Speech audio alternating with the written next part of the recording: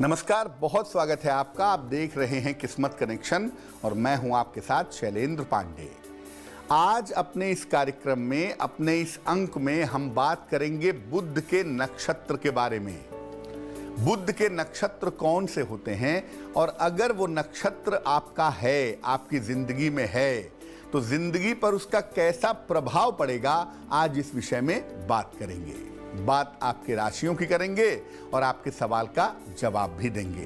तो चलिए कार्यक्रम की शुरुआत करते हैं और सबसे पहले जानते हैं गुड लक। अगर कुंडली में बुध से संबंधित समस्या है तो नियमित रूप से विष्णु सहस्त्र नाम का पाठ करना चाहिए। सप्ताह में 1 बार या 2 बार भी करेंगे तो बुध से संबंधित समस्याएं आपकी दूर हो जाएंगी। बुध का जो पहला नक्षत्र है उसका नाम है अश्लेषा। यह नक्षत्र पूरी तरह से कर्क राशि के अंदर आता है। इस नक्षत्र का प्रतीक कुंडली मारा हुआ सर्प है, यानी कुंडली मार के बैठा हुआ सांप है, वो अश्लेषा नक्षत्र का प्रतीक है। ये नक्षत्र कुंडलिनी शक्ति से संबंध रखता है। इस नक्षत्र वाले लोगों के पास भेदक नेत्र होते हैं। उनकी आंखें ऐसी होती हैं कि लगता है कि आपके अंदर घुस जाएंगी। इनके अंदर दूसरों को सम्मोहित करने की क्षमता भी पाई जाती है। ये बहुत जल्दी दिखावे में और काम भाव में, सेक्सुअल डिजायर्स में लिप्त हो जाते हैं। इनका मानसिक स्तर, मेंटल लेवल बहुत सेंसिटिव होता है, बहुत संवेदनशील होता है और इसी वजह से कभी कभी अश्लेषा नक्षत्र के लोग अवसाद के यानी डिप्रेशन के या मानसिक रोगों के शिकार भी हो जाते हैं।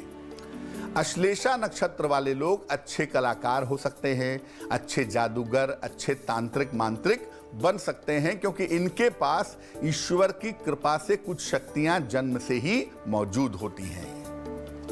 मेष, वृष और मिथुन राशि वालों का वक्त कैसा है, आइए जानते हैं। मेष राशि, सेहत में सुधार होता जाएगा, परिवार में व्यस्तता रह सकती है, धन के मामलों में सफलता मिलेगी। शुभ रंग हरा और भाग्य होगा 75%।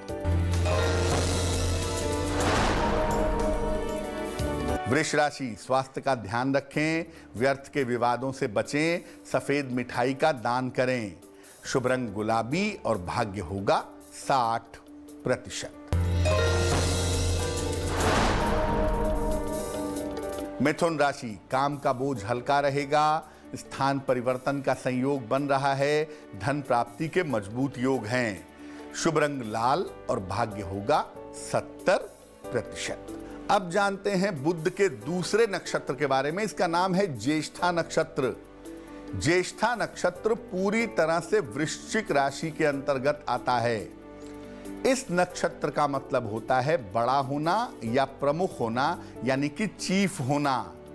ज्येष्ठा नक्षत्र का अर्थ चंद्रमा की सबसे बड़ी रानी भी होता है। ये तेज स्वभाव का नक्षत्र है।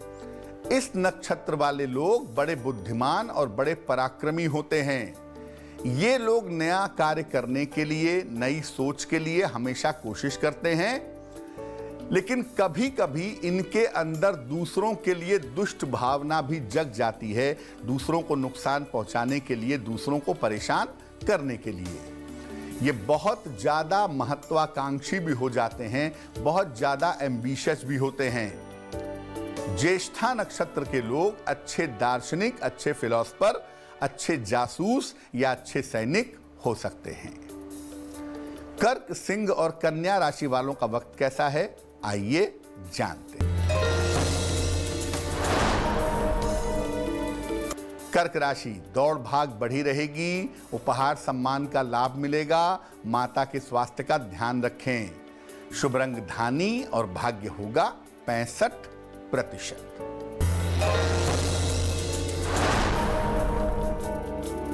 सिंह राशि, नौकरी में बड़ा परिवर्तन होगा, सेहत थोड़ी कमजोर रहेगी, धन का खर्च बढ़ सकता है। शुभ रंग क्रीम और भाग्य होगा 70%।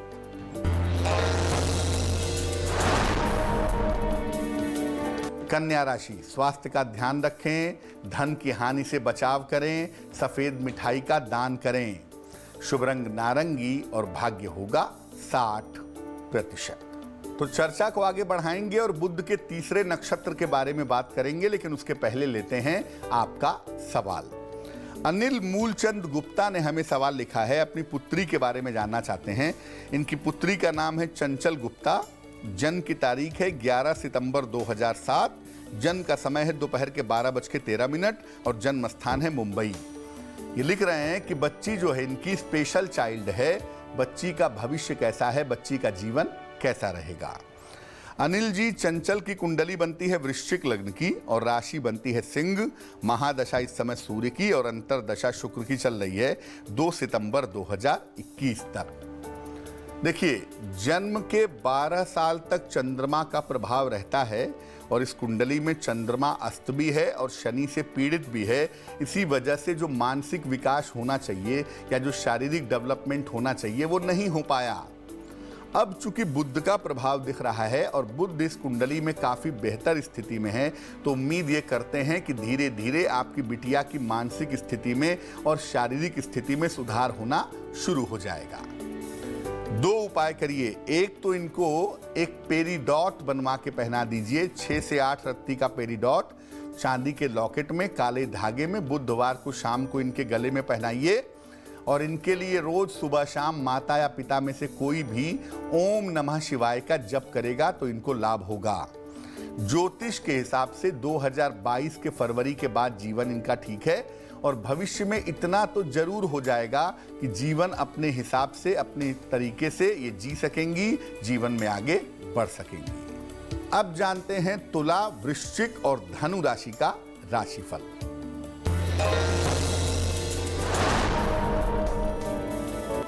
तुला राशि, धन खर्च पर ध्यान दें, करियर में लापरवाही ना करें, यात्रा के योग बन रहे हैं। शुभ रंग पीला और भाग्य होगा 70%।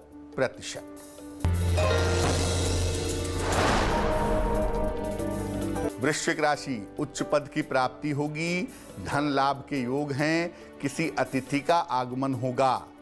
शुभ रंग आसमानी और भाग्य होगा 80%। धनु राशि, करियर की स्थिति में सुधार होगा, धन लाभ के योग हैं, पारिवारिक समस्याएं हल होंगी। शुभ रंग पीला और भाग्य होगा 90%। अब जानते हैं बुध के तीसरे नक्षत्र के बारे में, जिसका नाम है रेवती नक्षत्र। ये नक्षत्र पूरी तरह से मीन राशि के अंदर आता है। रेवती का अर्थ होता है समृद्ध यानी प्रॉस्पेरस। इस नक्षत्र का प्रतीक होता है मृदंग, जो ढोल की तरह की एक चीज है मृदंग, उसका संबंध है रेवती नक्षत्र से। ये नक्षत्र मोक्ष, अंत और शुरुआत से संबंध रखता है। इस नक्षत्र के लोगों के पास ज्ञान का, कला का, संगीत का वरदान होता है।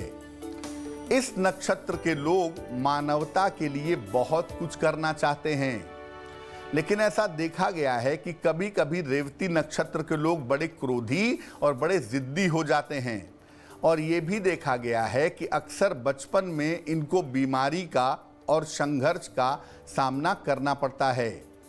ये लोग अच्छे विचारक होते हैं, अच्छे लेखक होते हैं, अच्छे समाज सेवी होते हैं और धर्म के अच्छे जानकार होते हैं। मकर, कुंभ और मीन राशि वालों का वक्त कैसा है, आइए जानते हैं। मकर राशि, करियर में कठिनाई आ सकती है, परिवार में मतभेद हो सकता है, खान पान का ध्यान रखें। शुभ रंग फिरोजी और भाग्य होगा 60%। कुंभ राशि, करियर ठीक बना रहेगा, आकस्मिक धन का लाभ होगा, स्थान परिवर्तन के योग हैं। शुभ रंग फिरोजी और भाग्य होगा 70%। मीन राशि, संपत्ति लाभ के योग हैं, करियर में बड़े पद की प्राप्ति होगी, पिता की स्थिति मजबूत होगी। शुभ रंग सुनहरा और भाग्य होगा 80%। तो आज हमने बुध के नक्षत्र की बात की, अब जान लेते हैं क्या है आज की सलाह।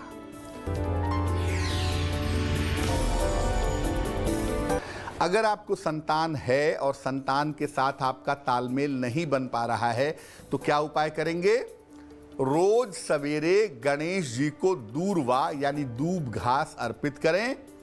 इसके बाद गणपति अथर्व शीर्ष का पाठ करें और घर में खासतौर से रविवार के दिन गायत्री मंत्र का जप करके उस मंत्र से हवन करें तो एक तो घर का माहौल ठीक होगा और संतान के साथ जो तालमेल की स्थितियां हैं वो भी बेहतर होती चली जाएंगी।